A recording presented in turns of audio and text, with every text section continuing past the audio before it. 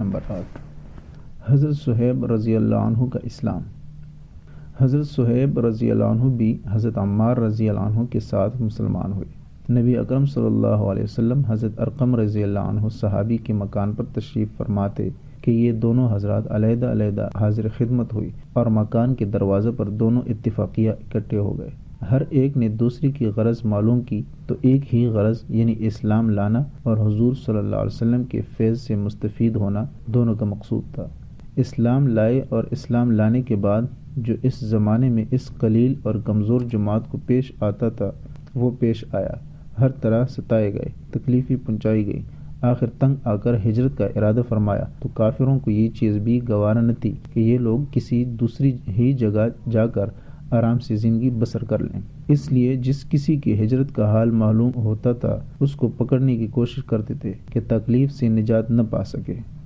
چنانچہ ان کا بھی پیچھا کیا گیا اور ایک جماعت ان کو پکڑنے کے لیے گئی۔ انہوں نے اپنا ترکش سنبھالا جس میں تیر تھے اور ان لوگوں سے کہا کہ دیکھو، تمہیں معلوم ہے کہ میں تم سب سے زیادہ تیر انداز ہوں، اتنے ایک بھی تیر میرے پاس باقی رہے گا تم لوگ مجھ تک نہیں آ سکو گے، اور جب ایک بھی تیر نہ رہے گا تو میں اپنی تلوار سے مقابلہ کروں گا، یہاں تک کہ تلوار بھی میرے ہاتھ میں نہ رہے۔ اس کے بعد جو تم سے ہو سکے کرنا، اس لیے اگر تم چاہو اپنی جان کے بدلے میں اپنے مال کا پتہ بتلا سکتا ہوں جو مکہ میں ہے، اور 2 باندیاں بھی ہیں، وہ سب تم لے لو۔ اس پر وہ لوگ راضی ہو گئے اور اپنا مال دے کر جان چھڑائی۔ اسی بارے میں آیت پاک وَمِنَ النَّاسِ مَن يَشْرِي نَفْسَهُ ابْتِغَاءَ مَرْضَاتِ اللَّهِ وَاللَّهُ رَءُوفٌ بِالْعِبَادِ البقرہ 207 نازل ہوئی۔ در منصور ترجمہ: بعض لوگ ایسے ہیں جو اللہ کی رضا کے واسطے اپنی جان کو خرید لیتے ہیں اور اللہ تعالی بندوں پر مہربان ہے۔ حضور صلی اللہ علیہ وسلم اس وقت قباء میں تشریف فرماتے، صورت دیکھ کر ارشاد فرمایا کہ نفع کی تجارت کی۔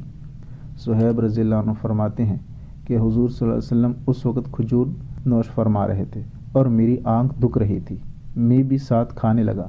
حضور صلی اللہ علیہ وسلم نے فرمایا، آنکھ تو دکھ رہی ہے اور کھجوریں کھاتے ہو؟ میں نے عرض کیا کہ حضور، اس آنکھ کی طرف سے کھاتا ہوں جو تندرست ہے۔ حضور صلی اللہ علیہ وسلم یہ جواب سن کر ہنس پڑے۔ حضرت صہیب رضی اللہ عنہ بڑے ہی خرچ کرنے والے تھے، حتیٰ کہ حضرت عمر رضی اللہ عنہ نے ان سے فرمایا کہ تم فضول خرچی کرتے ہو۔ انہوں نے عرض کیا کہ ناحق کہیں خرچ نہیں کرتا۔ حضرت عمر رضی اللہ عنہ کا جب وصال ہونے لگا تو انہی کو جنازے کی نماز پڑھانے کی وصیت فرمائی تھی۔ اسد الغابہ۔